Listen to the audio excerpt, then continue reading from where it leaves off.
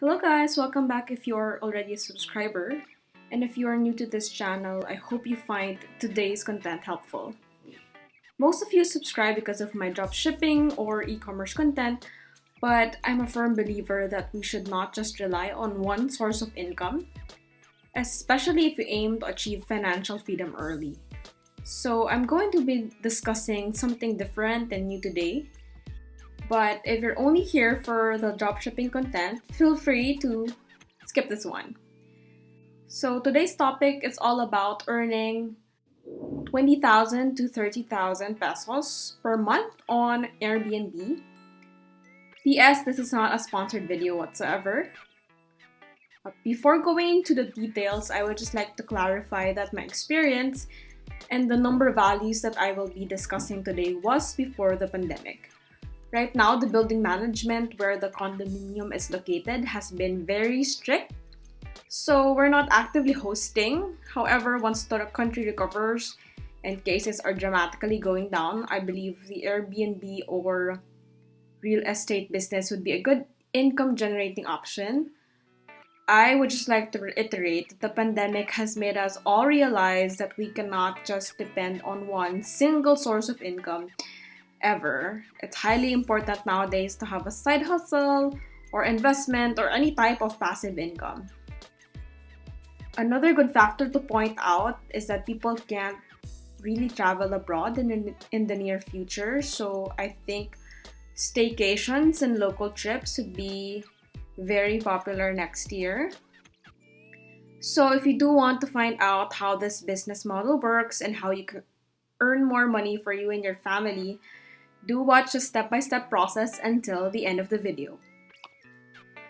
So what exactly is an Airbnb? If you aren't familiar yet, Airbnb is an online platform that connects renters and property owners. You could rent a condo unit or house for short-term or long-term use. What's good about Airbnb for property owners is that you are protected by insurance. So in the event that something is damaged on your property, if you will be able to provide the proper documentation such as photos, they may be able to cover some of the costs. So I'm just gonna show you guys the earnings from December to March of 2020 when I was hosting under Airbnb. So for January 2020, total earnings is 44,000 pesos with only 4 unbooked nights. For February 2020, it's 56,000 pesos with only 2 unbooked nights. And for March of 2020, it's 41,418 pesos for 17 nights booked. Alright, so basing it on the earning values that I've shown you guys and assuming that the property is worth 4 million pesos, which is the average nowadays, and your mortgage would be 20 years to pay. So if you add up the mortgage plus maintenance costs and the association dues, it will be approximately 20,000 pesos per month, give or take. So you could earn around 20,000 to 30,000 pesos per month if you're able to max out the nights on your Airbnb listing. So let's now go on the steps on how to start earning on Airbnb. So the first step is that you have to have a space or condominium or a house that you can rent out. So you might say that you don't have any extra property because you are currently living on the property that you own.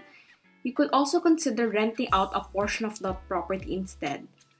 So let me explain. For example, you are living on a 2-bedroom apartment and 1 bedroom is unused. You can actually consider renting 1 bedroom out so you can generate income. Also, just for the sake of discussion, my personal experience is based on renting out a studio unit in the city center. So city center could mean that it could be anywhere in Ortigas, Taguig, Makati, or Mandaluyong. There's actually two ways that you can have an Airbnb rental business. So number one, you own a property. Or number two, you rent out a property and you rent it out again to your Airbnb guests. Although the first one has a lot less risks, the second one is also a viable option once the economy recovers and people are going out again. Also, the second option, you should have a common agreement with you and your lessor that you will be using that unit for Airbnb hosting, because you might have a problem later on if your lessor does not know that you will use that space for Airbnb. Okay, so the next thing that you have to do is to check the competition. So you have to type in the location, the listing where your condominium is. So for example, it's in Makati, and then let's choose weekend for the example date. So let's say mid of November, November 14 and 15. So check in November 14, check out November 15, and then the guests, let's say, would be two guests, two adult guests.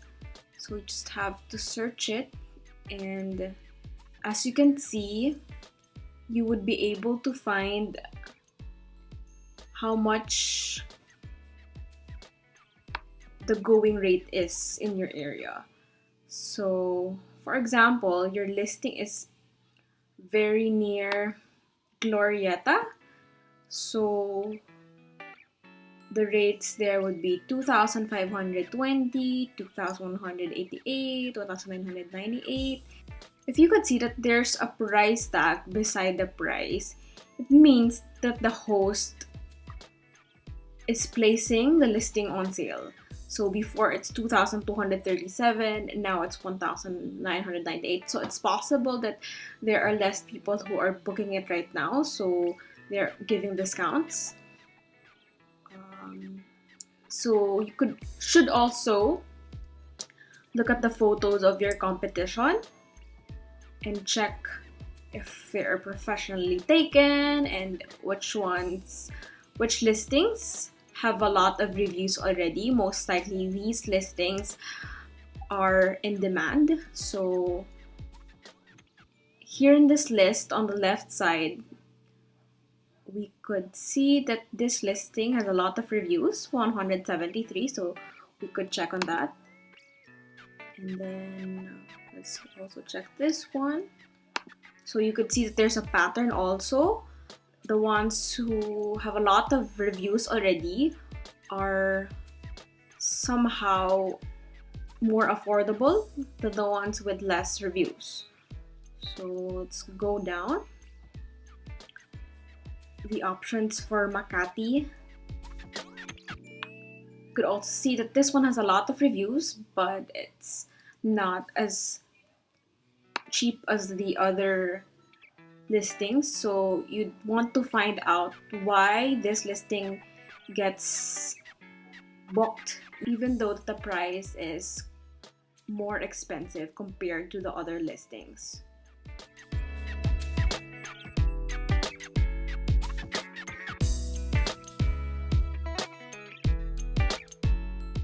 So now let's go to the individual listings and see like the good points and the bad points in those listings. So for the first one, this one is quite cheap. It's 1,200 per night. And as you can see, they provided professionally taken photos. It's very bright. Pictures are very bright. Shows exactly what the room looks like.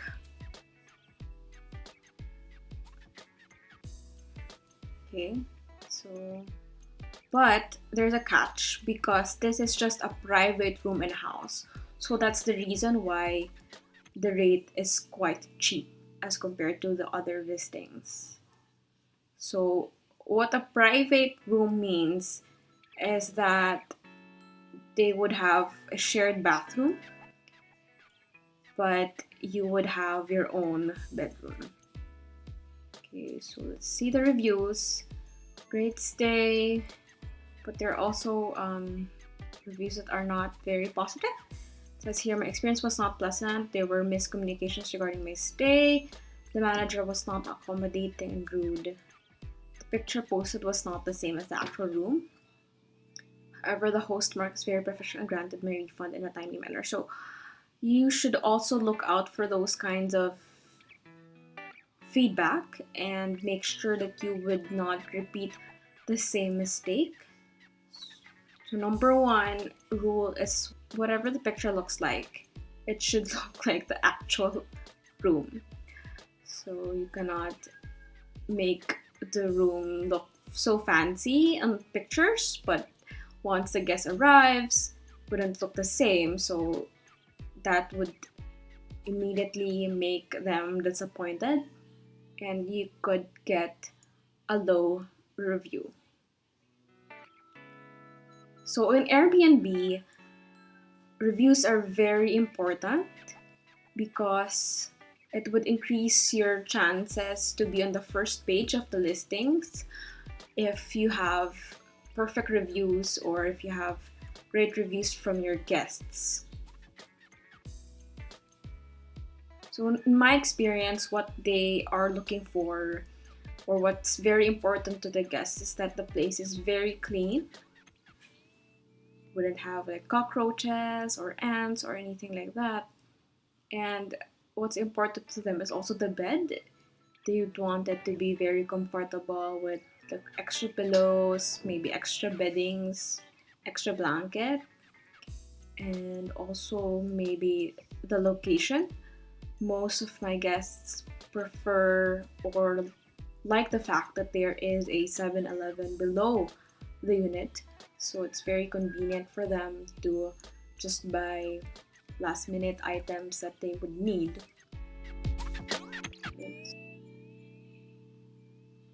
This one is a listing that costs 4,000 per night,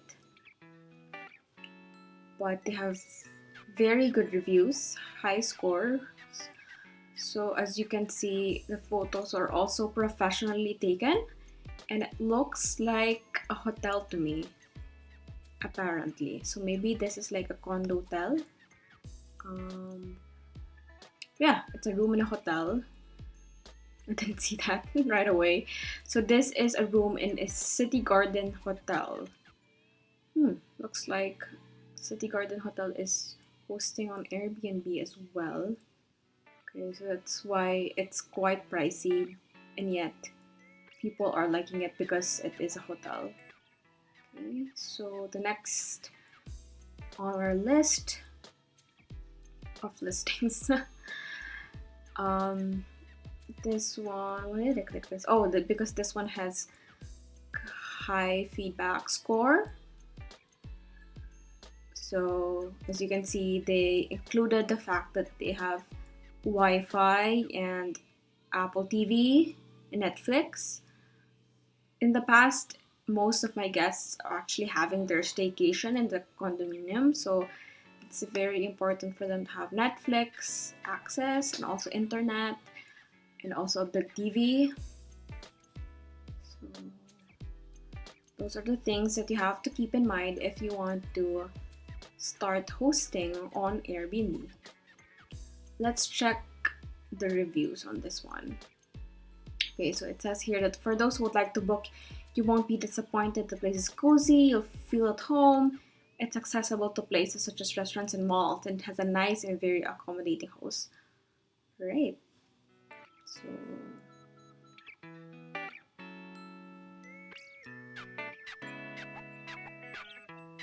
you also have to indicate if your guests can cook on your listing Airbnb unit, because like in my case, the guests cannot cook, so I definitely included that on the house rules. So just to manage expectations, you have to clearly indicate the things that won't be available to the guests, and those and which things are available to the guests. So for example, if you will be providing towels, you have to indicate it there in your listing if you will be providing towels, and if not, you should also indicate it so that your guests would make sure to bring it with them. Towels, what else? Slippers. So I'm just gonna share with you guys some tips on how to be a successful Airbnb host.